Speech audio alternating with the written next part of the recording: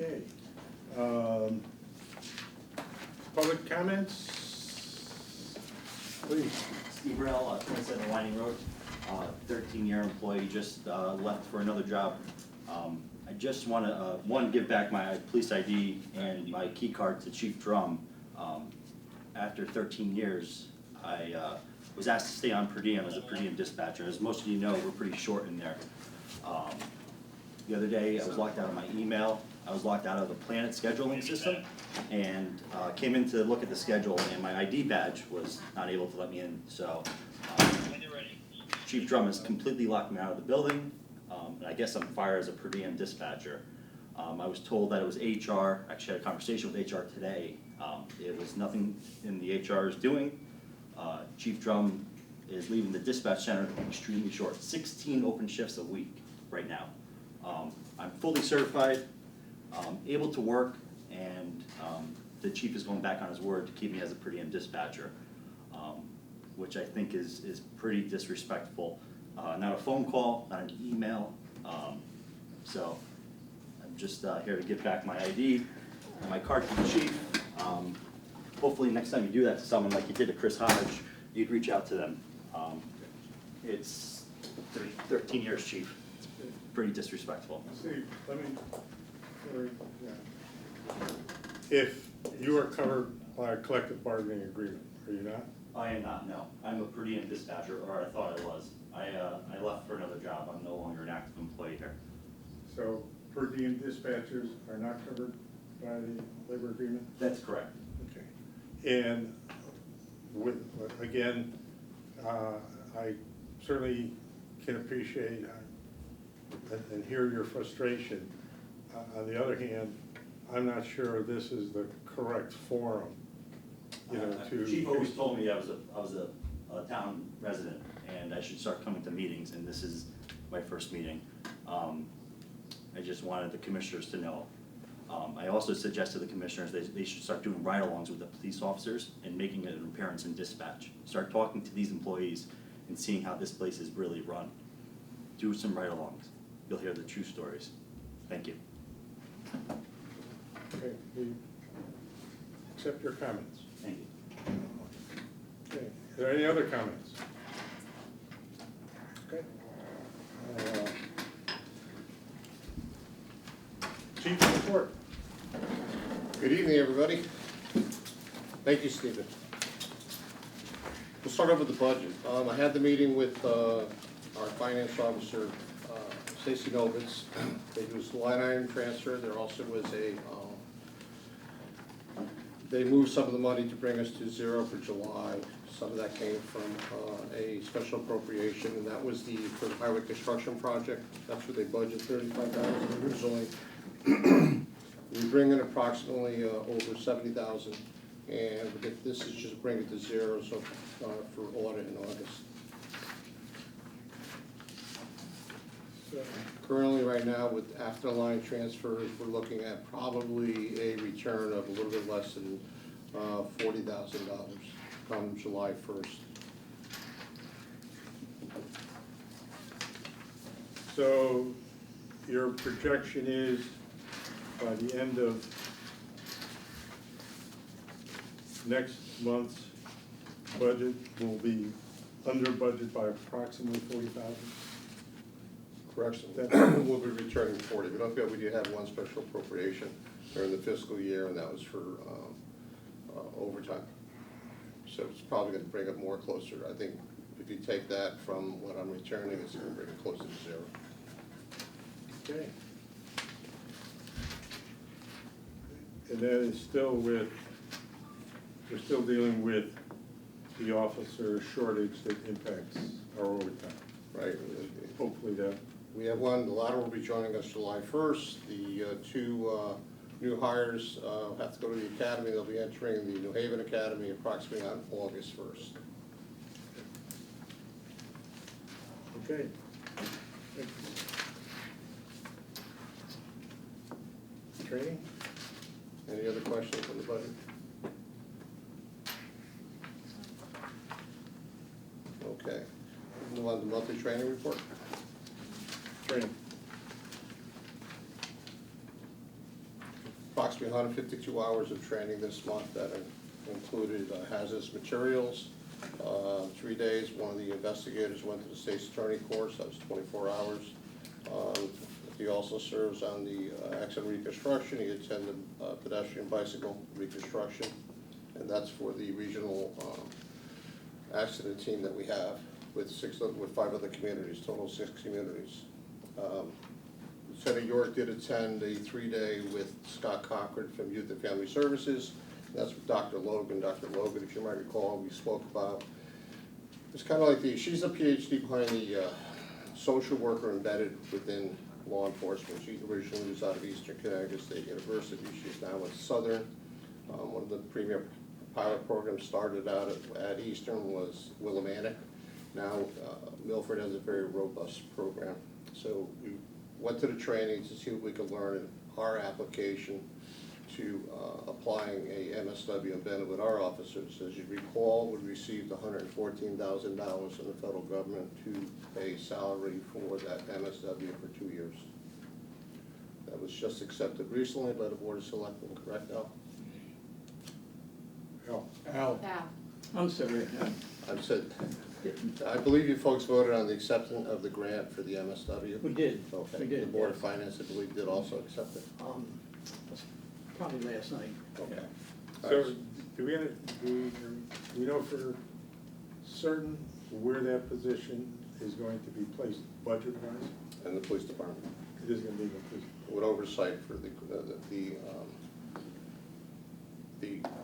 oversight of the MSW, the criteria requires that a percentage of that go to Youth and Family Services, and that's gonna be Scotty Cochran. Right. So, and this position is approved effective July the 1st? What's working its way, I think, it's in this year's budget, coming up in next year's budget, but I don't believe we'll see one for a couple of months. It's a selection process. No, I understand it. So it's in the police department budget. No, it's not showing, it's a grant for disbursement in this coming fiscal year, effective July 1st, in the following fiscal year. So for 24-25, 25-26 is when you'll see those funds expended. Okay. How will we see it in our 24-25 budget? How will you see it? Yeah, will it be a line account? I believe they'll add a line for the MSW. It's not gonna affect any of our current lines. Okay, I'm trying to say it's gonna be in our budget, recognizing it's a grant, so it's only for 25 months. I think the administration of it, probably, I'll use the term 80% of it, will be administered by this department, and with 20% supervision administered by Youth and Family Services. Yeah, I think that was the structure. She has that clinical supervision, that's where that percentage is for the MSW with Youth and Family. Yeah, just in terms of impact on the resources that we have and that we'll have, do we have a target date when this position might be activated from a recruitment employment point of view? The answer is no, I don't. There's a lot of factors here. They have to advertise the position, they're gonna probably have a lot of people apply for it. There's not a target date, a drop dead date for it, it's not a sunset on the money.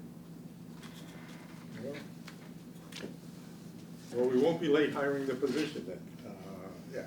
You know, this has been, I know, a long time coming. I think the feedback, certainly the assessment that we heard is very positive about the impact, and, you know, certainly the sense was that from the officers we had at that time who went through a pilot program, that it was a, you know, positive, particularly for, you know, some of the issues that arise. So, you know, sounds like we are going to be able to implement it at some point.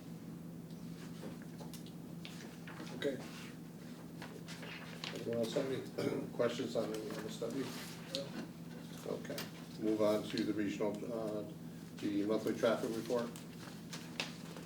22 motor vehicle accidents, 6 reported with injuries, 4 resulted with investigation determined they were driving under the influence, 0 fatalities, 6 property accidents, and 4 assisted Connecticut State Police. To add to that, the regional traffic team will be returning to Madison on June 20th. That's the 6-town enforcement team that travels between them. Any questions? When do we anticipate putting the motorcycle on the road? It's out now. It's out now? Yep. That answer the question? So we have the one officer on a motorcycle right now? We have one officer who's on a motorcycle. We are going to add a second one based on the approval from you folks from last year. Right now, I'm working with the people that supply the motorcycle that also do the training up in southern New Hampshire, north of Boston.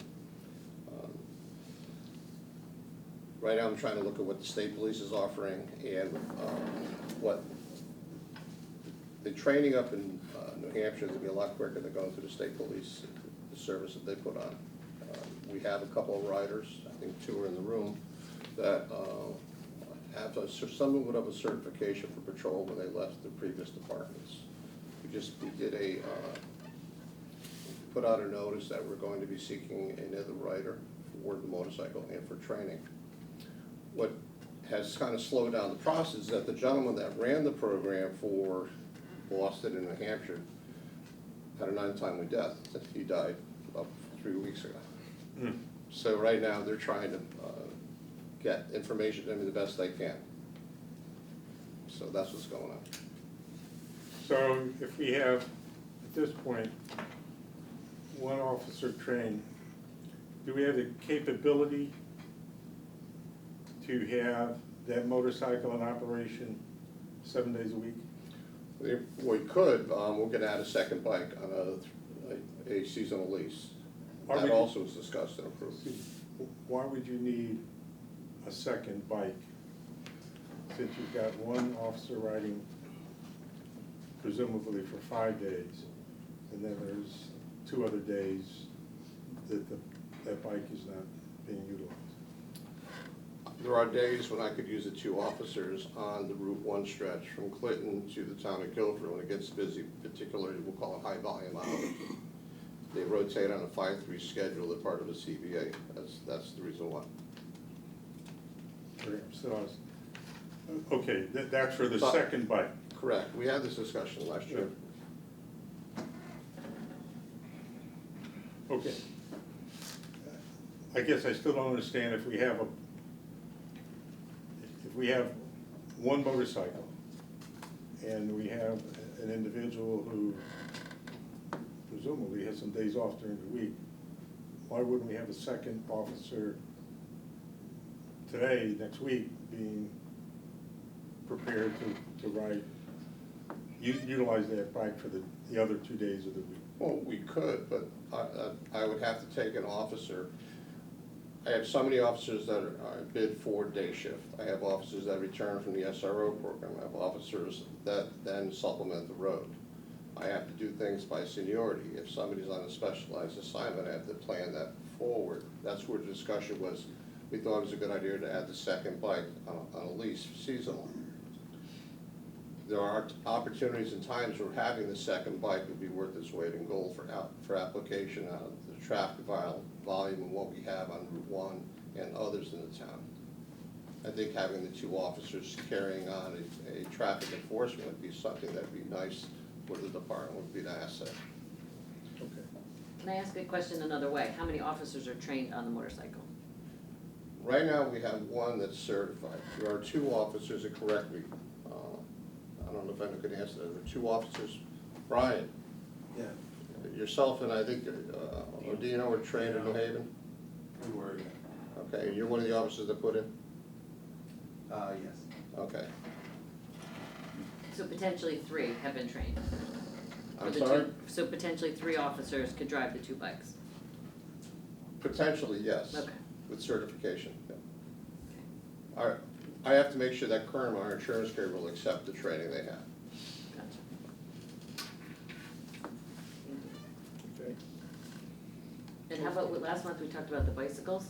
Are there Pardon? Bicycle, With the bicycles, we're gonna add 4 bikes to the program. We have, I think there are 4 officers, and maybe 2 more that wanna go to the training. We're gonna sponsor a training where we're gonna end up subsequently sending these folks for that program, which is part of ITIMBA, which is the training program for law enforcement for the application of bicycles in law enforcement. So that's probably gonna be held. Combination of this campus and maybe Southern Connecticut. So we're looking forward to that. I think some of the officers are in the room, I think, that applied for that. So, Is there a schedule for that, for when they may be attending? let me add that, there's some of the officers that came to us from New Haven PD already had the super certifications, if I'm not correct. Also, I see Sergeant Rosati. Sergeant Rosati's also, you applied for the bike motorcycle, correct? Okay. So, some people already have the certification for a bicycle patrol. All right, now your question, sir.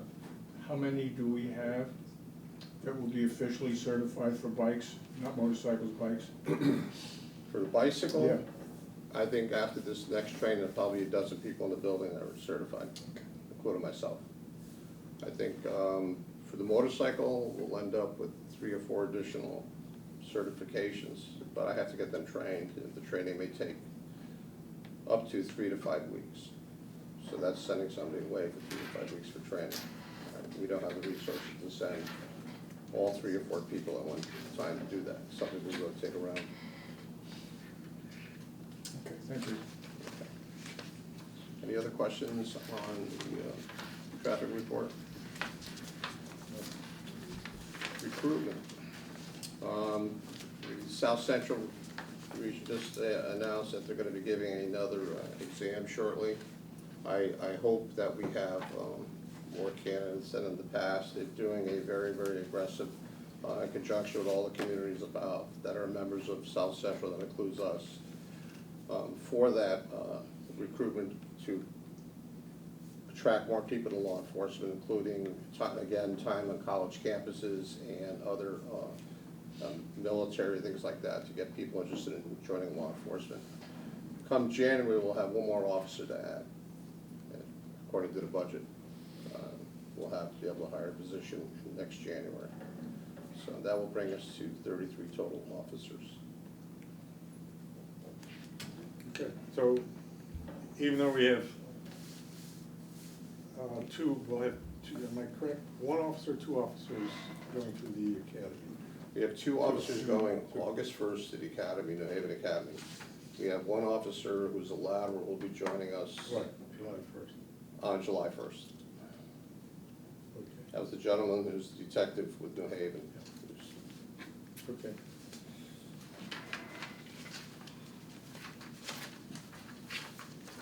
Okay. Community calendar. Community calendar as well. We have a couple events in the end of this month. One being the Children's Parade, July 4th Parade, sponsored by the Madison Beach Club. And that's on the 29th with a rain date of the 30th.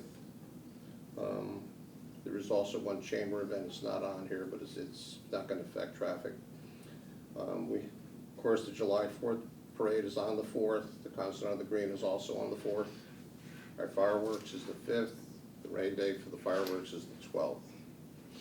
Right now, we're probably gonna be using 6 to 8 additional officers, external from the department, because I just don't have enough bodies to cover the posts. For just the fireworks, or for the parade? Fireworks parade, we're covered. Okay.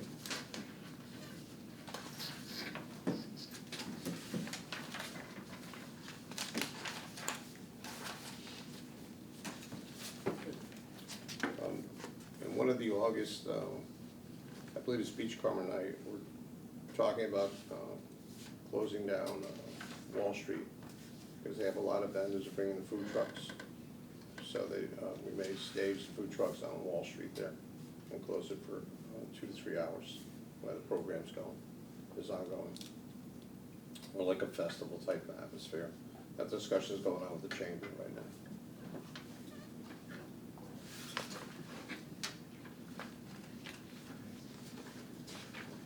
Any questions? Already, regional shared services, outside of our regional response team, traffic and investigative, we talk long-term about a sharing of dispatch services among the region, and we talk about also police services. So I'll tee it up with that if we have a further discussion on tonight. Well, you know, it's certainly long been a goal of the commission, not to move ahead with a regional services partnership with any particular community, but to absolutely move ahead and explore the feasibility, the advantages, the economics, the political situation and environment. And, you know, our sense is we have the absolute benchmark level law enforcement agency here. We have the right leadership capacity. And why wouldn't we at least enter into some discussions with another community to say, economically, isn't it feasible to explore us providing services at an equal or lower expense than you're paying? The one that we raised some discussions with was Killingwood. They have a resident trooper program. Why wouldn't, and you said, why wouldn't we at least look at whether we could provide law enforcement services to Killingwood at an equal or higher level of service, and we would expand our resource pool here. We're not gonna do it with the same level of officers we have today, but we do it with an expanded officer pool and say, to the people in this room, there's more opportunities for you, there's greater experiences, there's more leadership levels, you know, that we could explore and do it in a way that provides, you know, an expanded career opportunity. Same with dispatch, you know, we would explore dispatch. It would be a bigger dispatch department. There's no limitation in terms of where it could be located. Dispatch in particular, the economics to the town, and this, I'm all preaching to the choir here from the commission, the economics and the tax advantages to the town are enormous. They're not nice, they're enormous from the state of Connecticut. And so we all understand the fact that it's new. We've never done it. It's difficult. We might have to talk about things we've never talked about. But there's no reason, in my mind, I've had this with the last 3 first selectmen, why don't we at least explore it? Why don't we get a team, and by the way, whether it's the law enforcement agency, the volunteer firemen, EMS, you're gonna be in the room talking about it. It's gonna be an open, transparent process. You're gonna be at the table. So there's just no reason. I've been involved with murders at public sector and healthcare field, and it starts with kind of having an honest discussion. What are the advantages? What are the disadvantages? You know, what are they political? And inevitably, when you're putting it together and growing it, there's not less job security, there's more job security. You're bigger. You're bigger. So anyway, I would, you know, certainly we're at the point, maybe with the commission, to set up a focus meeting with the selectmen, or have a working team, if we don't feel that we need to, you know, have 5 commissioners involved, have a working team with a working group of the commissioners, or the selectmen, and say, let's talk about it. And by the way, if we want to explore it, not approve it, explore it, who else needs to be involved? From the community, from the departments that we're considering, who else needs to be involved? This is, you know, and we got to a point, certainly with the volunteer firemen, where they were just very apprehensive. They felt, I believe, they would lose some influence. And, you know, it just, the timing, they agreed it was a feasible idea, but it was, now's not the right time. That was 7 years ago. So anyway, it's something that, you know, perhaps we should look at it as a more expanded agenda item. We can review some of the material that we put together in terms of, here's how you might think about it, here's how an exploratory committee might be put together, and say, you know, if this is what we want to do, let's bring it particularly to the selectmen for a conscious discussion and vote, rather than kind of where we are informally, where it's, yeah, it's a good idea, but, you know, we run into, well, you can't have it before, because we've got an election coming up. Well, you can't have it after the election because we have the holidays coming. You can't have it after the holidays because now we're in the budget process. You can't have it in the budget process because now we're in the summer. You can't have it in the summer because, you know, it's busy. Now we're in the fall. So we end up coming up with a lot of ways of kicking the can down the road. We've had this discussion for a period of time now. Yeah. We've had it for years. We've come close to some elected officials. We've had them come to us. We've had Killingworth come to us. We've had Durham come to us. We've had Westbrook come to us. I'm not sure how that long it would work out. I told them, I think you should talk to Clinton. I think the big, first of all, it's a home rule, organic law, who's in charge. That seems to be an obstacle when we first approach this. The second part of these are elected officials. The person we talked to today may not be there tomorrow when the discussion continues. Some went to a town manager who gets the momentum going and then all of a sudden it stops. There's no doubt, and I know this from talking, and the officers are here in the room and they'll say he's right. We're the first ones to respond to most of the major incidents that occur in a lot of those neighboring towns, including our mutual partners. We're there for them, they come for us. Probably a good portion of the time, our police, fire, and ambulance are the first ones on the scene of something major in the town of Killingworth. You know, the town of Clinton, it's pretty well known that if you get sick, have Madison ambulance summon the paramedic. So we know what we can put together, we know the critical infrastructure that we could build on. We just have to get people that share the same belief and want to come together on this and continue the discussion. It always seems to end, as Ed said, with someone who's no longer in office. I recently was approached by people in Killingworth who were asking about the discussion. And the people I talked to that were there or were appointed aren't even there anymore. So I could understand that if we reach out officially by the town and said, are you interested in having this discussion? Once again, the state of Connecticut puts the incentives for regionalization back on the table. There are 2 bills that are earmarked just for that. It's not just landfills and schools. I know the state of Connecticut, OSED would love nothing more than to get rid of 100 some odd PSAP centers in the state of Connecticut. You know, as far as people, contractual CBAs, that's stuff that could be worked out in compressions. I've seen it before, it could be done. It's just, once again, getting people to come to the table, commit to it, put it with some sort of schedule with a sunset, so we can report back.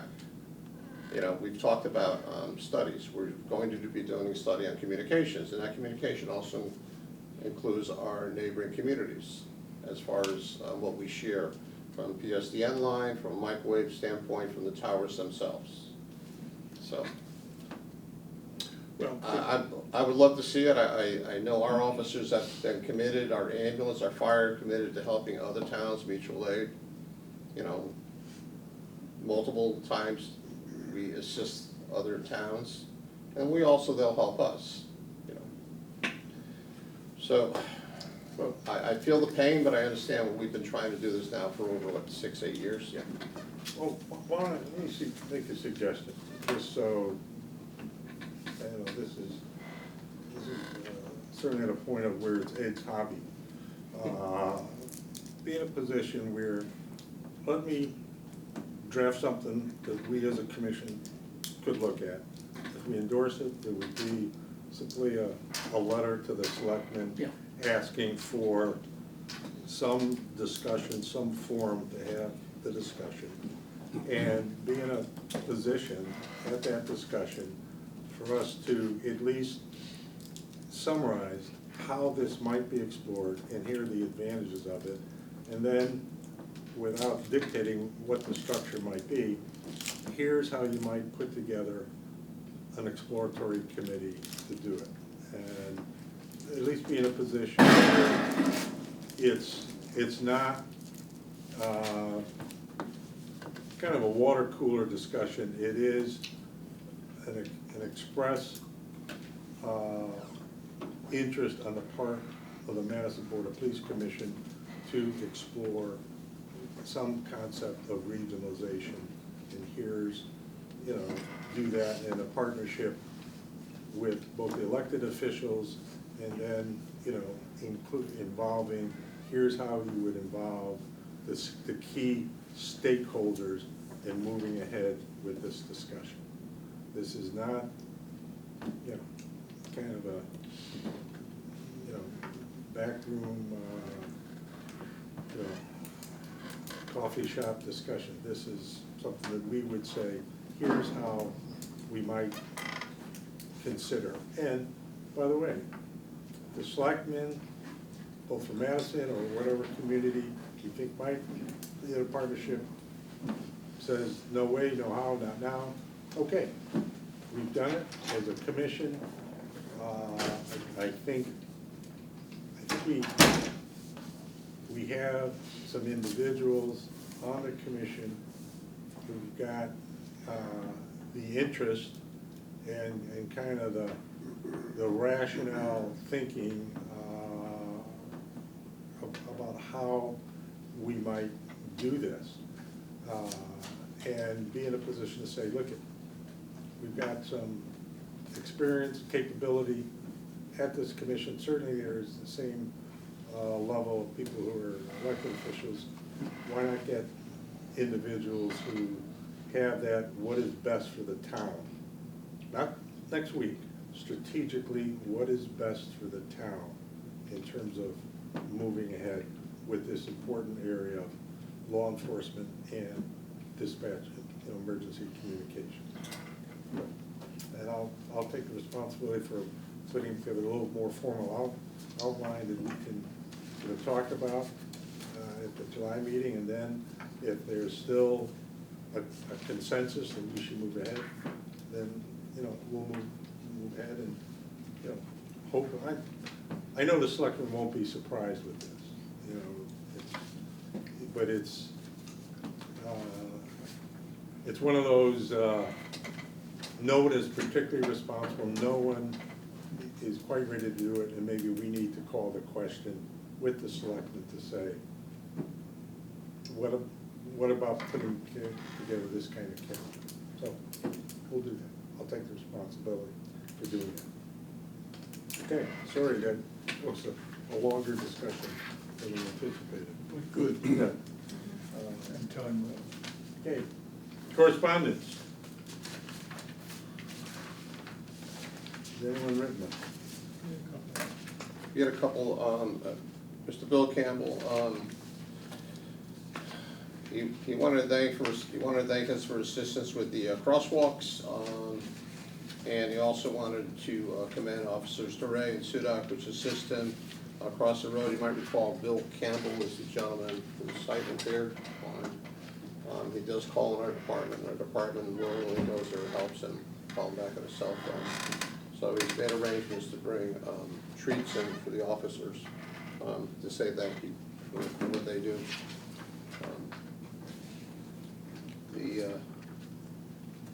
I have a second one that came in, that it's regards to a gentleman who lives on Woodsvale and Madison. He wanted the concern was, his name is Philip Kostick, and he has concerns of the cars, the speeding cars from Opening Hill and the borderlines with the town of Guilford, and how the traffic, he sees the traffic increase in speed. He states that most of the drivers he believes are younger. He does see the officers out there doing enforcement. He just wanted to make a note that he appreciates what we're doing, but if there's anything else that we can do, he would like to see it. Third one I have is it's something I gleaned. Paul Bass from the New Haven Independent did one heck of an article on our July 1st hiring in regards to his time in New Haven PD and his expertise in arson investigation. It was a very nice article. If you get a chance to bring it up online, pass it down.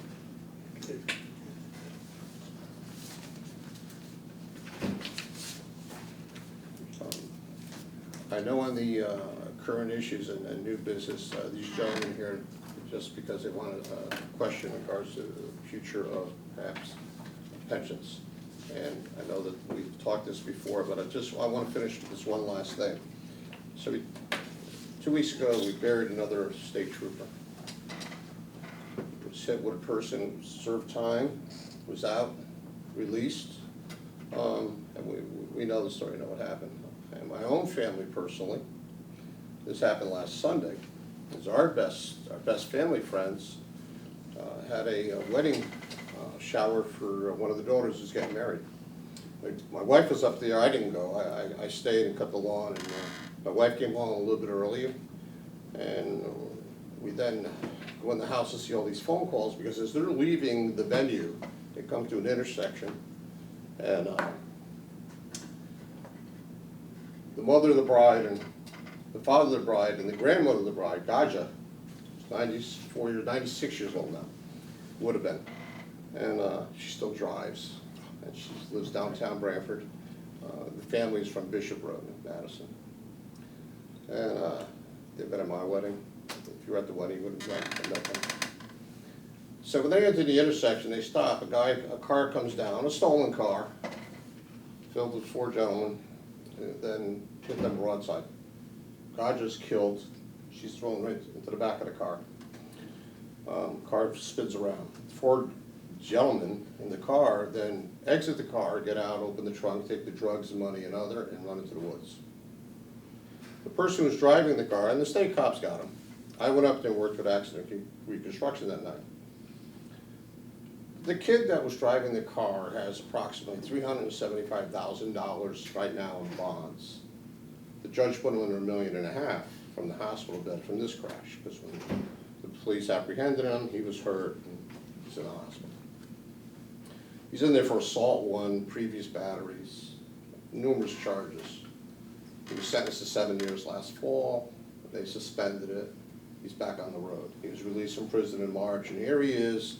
In April, he does an assault 1 with weapon, and now he kills this woman and leaves. I guess what I'm trying to say is we face this all the time. It's enough.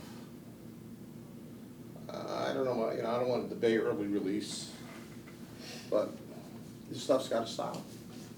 And it puts a lot of, they like to blame the police a lot when things fail. We're easy targets.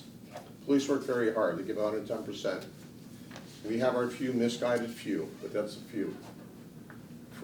In a country where less than 1 million cover over 300 some odd million, we do pretty good. If we're a private business, we'd be one of the best in the world. I always ask that we support the police. You folks, by virtue of what you serve and what you do support the police. And I am very appreciative, and I can't speak, but I probably will take the liberty of speaking for the folks in the room. We appreciate what you do. So I ask that with this, this is the article that came in the Current this morning, highlighting this gentleman and what he's done, that, you know, you tell people that are running for office, or people that want to get involved, or people that want to make a point to do the right thing for families, and do it. So I'll stop at that. And, Well, one of the things that has been said on a regular basis for the last couple of years by the commissioner, the chief, myself, more often than once, is that we have been dealing with a lot of crime here in town. And a lot of the crime is committed by juveniles, and we do the very best job we can to catch them every single time. And they are brought into New Haven, and they are released.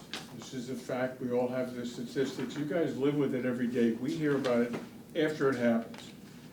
But every single time we have a collection of the public here, they speak about enhanced protection, enhanced coverage from the police. And I have asked a number of times before, and I will ask again now. And this is for the camera and for the public, not for you guys, you're doing your job. We need the public to go into New Haven, we need the public to go to Hartford and speak to the officials that are there about changing some of the parameters for what happens for juveniles and what happens for offenders. We can't have cops and citizens going out on a regular basis, stopping the same people 2, 3, 4 times. And they're juveniles, and we know the houses in several towns in Connecticut where they operate out of.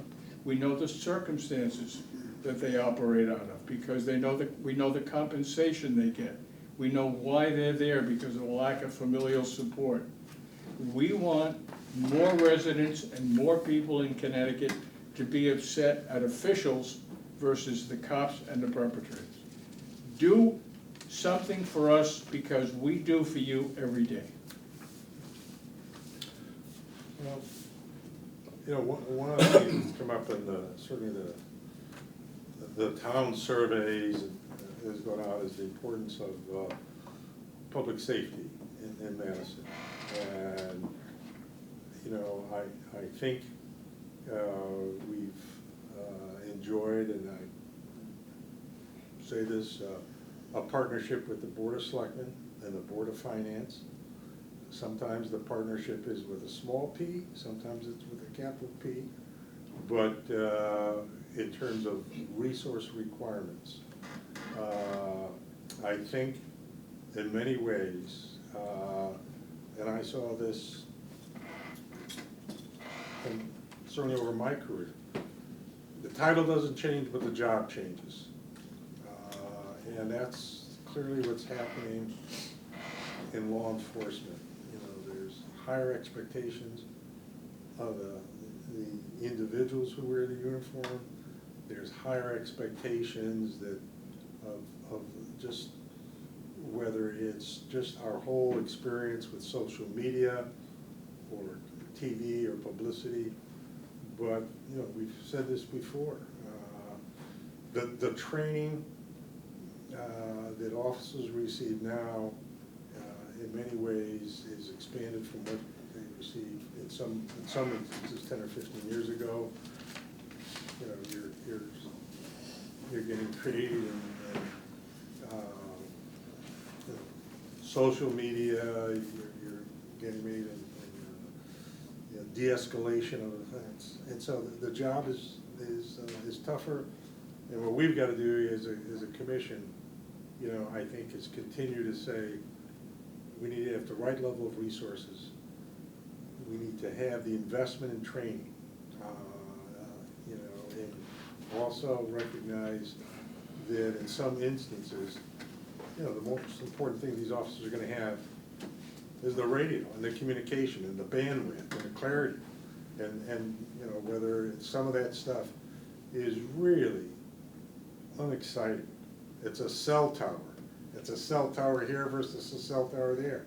And so we just need, as a commission, I think, to say, you know, the way we can support and respond to what the expectations are of the citizens in Madison is to make sure, to the extent we can, the police department, the leadership has the resources they need.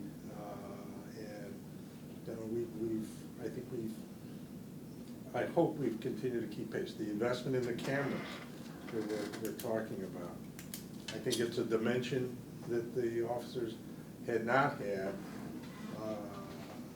up to this point. 3 years from now, it's gonna be, of course, we need that, because it's such a part of what we do. So we need to just continue, I think, to not agitate, but be at the point where we can, again, continue the partnership with the selectmen, educate them if necessary, or the Board of Finance. This is the impact this is the difference these resources will make, whether it's 2 additional officers or this additional piece of technology, this is the difference it's gonna make. We'll do that. Okay. I guess before we go on the traffic issues, I have one more thing. It's brought to my attention that the officers, some of that are in the back, has had a somewhat addition to the in-service training for firearms. And that what they would do is they would have not only qualify, but when they have folks that are, I guess, someone could help me with this from the back, that was there. Apparently they had a challenge to who was the better shooter. And as all the officers went through the range and shot, I guess they were narrowing it down, and it came down to a SWAT team member and one of our new officers. And I'm happy to say that one of the officers that persevered, that achieved this status, is with us tonight. I'm going to ask that she stand up and be recognized.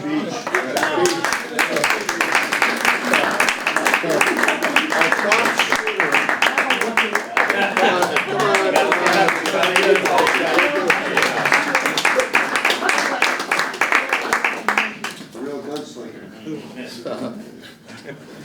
I would caution everyone out there to think twice. Well, congratulations. Congrats. I hope the trophy is. It actually is, Solid gold. So, if I can finish off traffic, we've addressed all the signage, we've addressed the crosswalks. Right now, if you see lines that cross up, lines that aren't going across Route 1, it's because I need their stamp of approval. Essentially, it's an encroachment permit, and I'm waiting on the town engineer who's handling that aspect. That's their duty, and that's what I'm waiting on.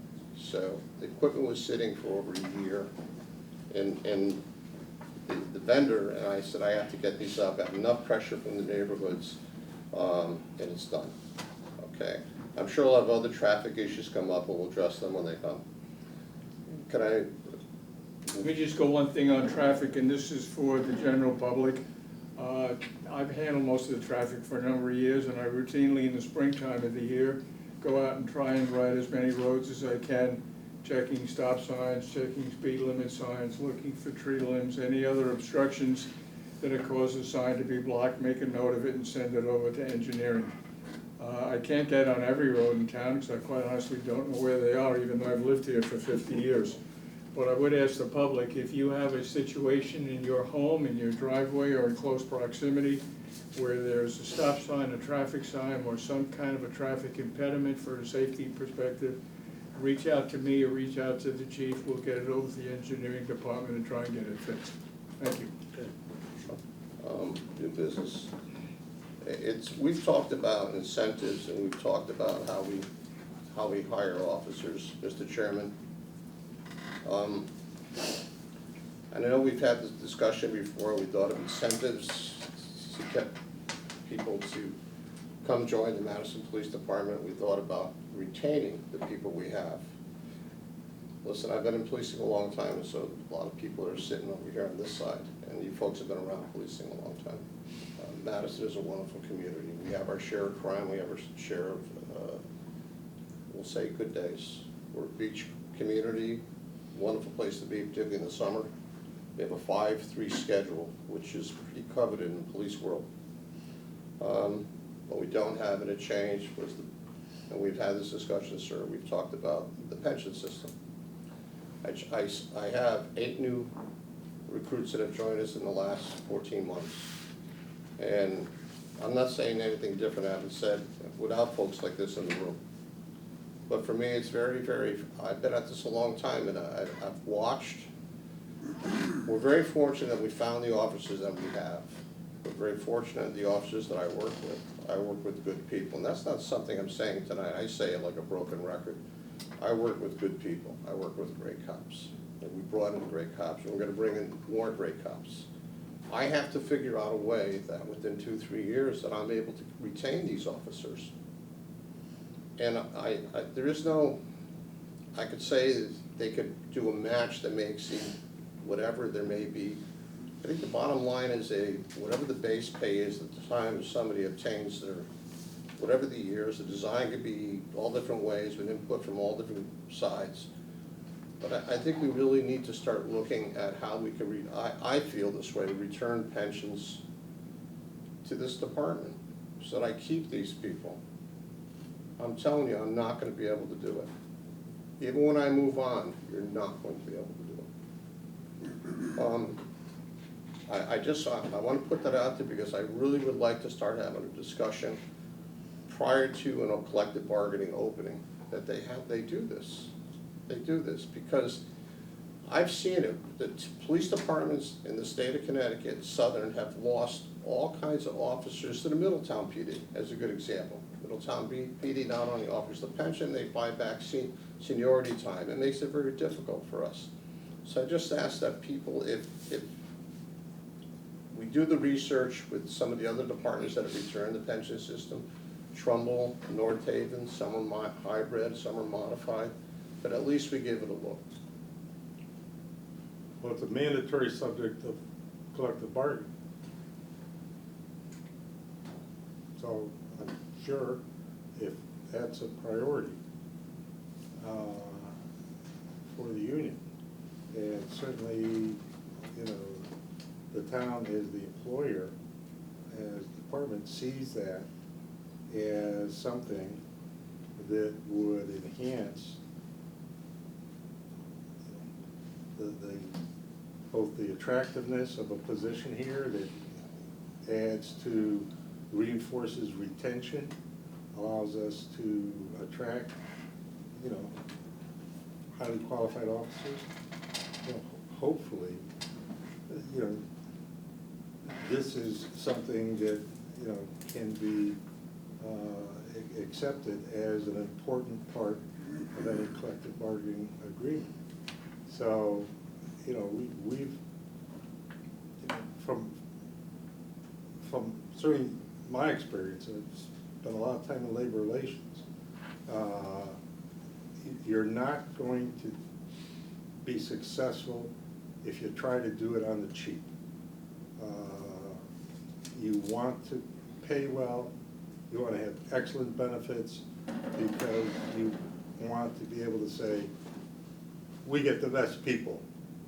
We don't get, this is the best we could do at the time. We get the best people. We're a premier organization, whatever you might be. You know, you can be a municipal employer, you can be a private business, you can be a not-for-profit. You just want to be able to be extremely competitive when you put together both the salary, the benefits, the work environment. You know, that's where you want to be.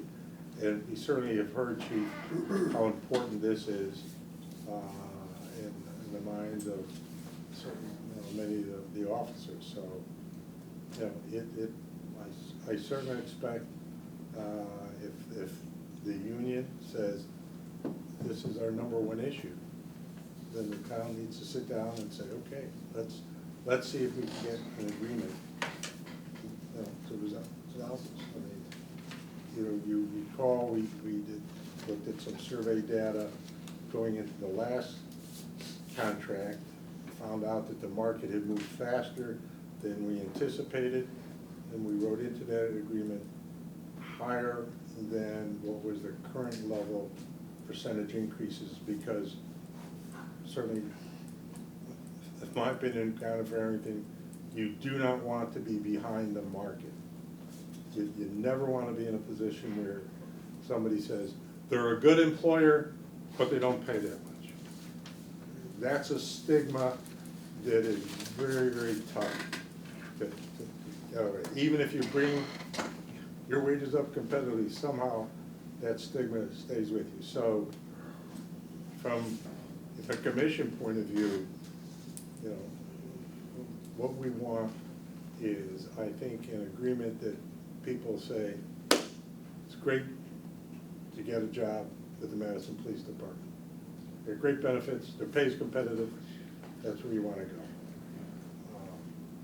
And just to build on what you said, I used to work in New Haven, and I was there for 21 years, and our pay was terrible. We were like one of the lowest paid in the state, and I would say we're doing a lot of work. It was just constant call after call, but our pension was second to none. It was probably one of the best ones in the country that I had. And nobody left. You stayed there for 20 years, nobody left.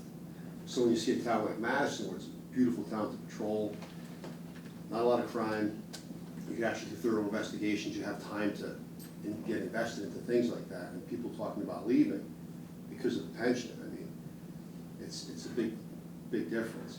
There's no pension, and for the new guys, there's no health care when they leave, and who's having kids, and you're gonna raise a family at some point. When you leave in 25 years, you probably pay $1,500 a month just for health care. So your 401 is not really that valuable to, you know, you're gonna attract people that are good, but I don't think you're gonna retain them with that. I mean, people would rather go to busier cities or towns that have pensions. Like I stayed, and some other guys here from New Haven, Bridgeport, and you stay there to get that light at the end of the tunnel. But, you know, for us to work here, and we have like 7 new people. I used to work in internal affairs background investigations in New Haven. And back then, to train a cop, it was like 90,000. So if we have 7, 8 new cops, you're talking almost $1 million. And if they left after 2 years, that's a pretty big hit to the town, and the training, and the sergeants are training people, and FTO's training, and to start all over again, it's tough, yeah. I came from West Haven. West Haven went to 401K in 2009, 2010. I did 25 years there. Before those changeover, we never lost any officers to any other departments except if they went to federal, FBI, ATF. But as far as other departments, we never lost anyone to transfer. Once we changed over to the 401K, it's been a revolving door since then. And our union tried to fight. When they were changing over, we went to the mayor and the city and said, don't do this, because at that time, Orange went to the 401K first, and then I think we were right after that, soon after. Everyone still had pensions around. So we said, you don't wanna go 401K when everyone still has pensions, because they'll go to other places. At that time, the administration was like, nope, you know what, if we have an opening, there's gonna be an ask for that seat somewhere. And I'm like, okay, fine. Well, they changed over, and the union said, told you so, and ever since then, revolving door. They did a check on it. They've lost millions of dollars in training over the years because officers would come in, 2 years later, they'd go back out. Another officer would come in. We lost, I can't even count how many, 30, 50, 60 people probably in that time, where we never lost anyone prior to that. And also, you had officers that were taking advantage of coming and getting certified and then going to another department, and they knew it. I had new officers, I was a supervisor over there, I had new officers that would come to me and, you know, in confidence say, I'm only staying here a couple of years because they have no pension, then I'm leaving. So you also lose the commitment to the community with that, because these guys know that they're leaving in a couple of years, so they don't have to get to know the business people, they don't have to get to know all that, they have no investment in the community. So that's where you're losing out on that also. And being that 401K is portable, they could stay there for 5 years, and you know what? All of a sudden they get mad and say, you know what, I didn't get my promotion that I wanted, I'm leaving, see you later, and they go to another department that has maybe another opportunity or something.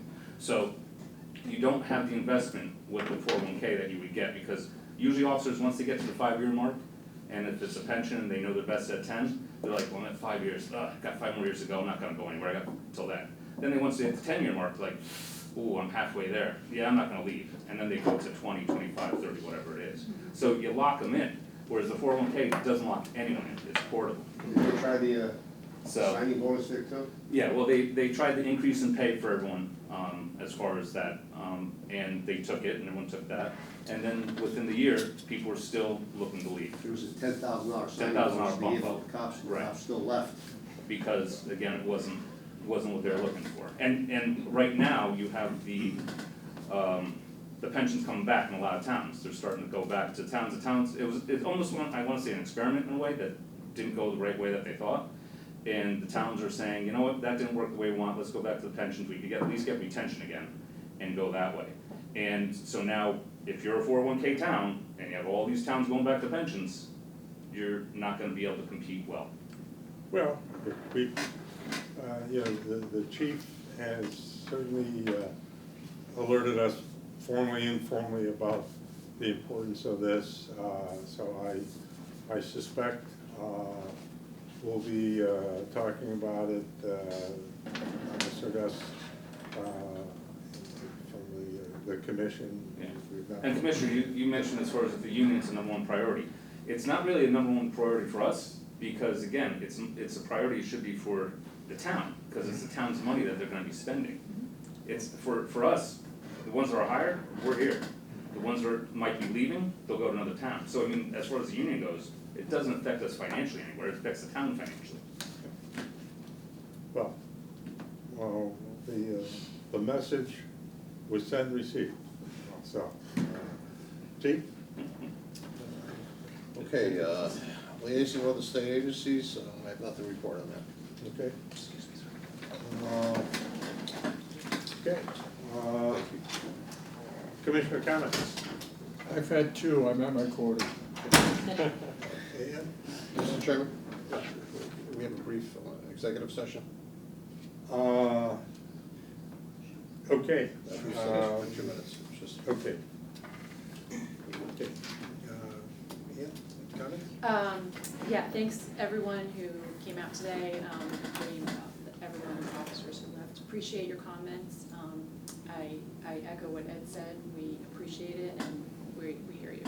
I also wanna call out who's ever doing the Facebook group, it's awesome. Yes. Again? Oh, yay! Avery, stand up,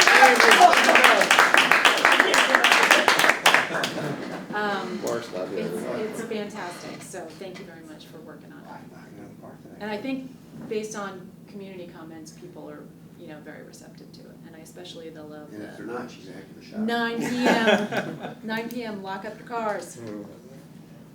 No, I mean, that's exactly, I was gonna bring up about the Facebook, I know we talked about it last meeting, and it was a nice surprise to see that it was up running, and I really like it, I think it's been well engaged, and everybody seems to be enjoying it. Amy? I would agree, Facebook's been great, thank you for getting that done so quickly, I try to share them as much as I can. The other thing is, we have to invite people to the page and Yes. share it to the 3 pages in town, to get it out there more, but I love it, and I think, you're doing a great job with that, so thanks, and thank you all for coming. Yes, thank We need to hear from everybody too, so thank you for coming. Amy, I think it was you or Ian that kind of raised the Facebook, hey, why don't? Michael, raise yeah. up Michael, Yeah. okay? Good, from that side of the aisle. It was quick. Thank you. I think I've talked enough tonight, but anyway, appreciate the officers coming.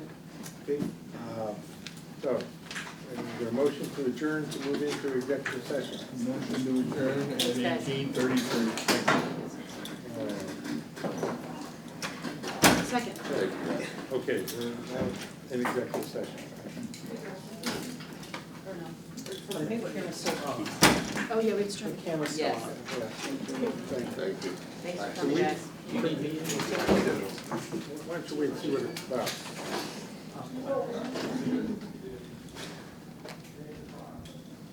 Red light's still on. Pull the plug out of the floor. Amy, Yeah. can I have a copy of that? You can have it, yes. Yeah, I'm gonna ask the chief to, or have Holly send it around because Yeah, there's we another should, article. and we should post, well, he hasn't started yet, when he starts. Yeah, Yeah, but absolutely. just so we can kind of read it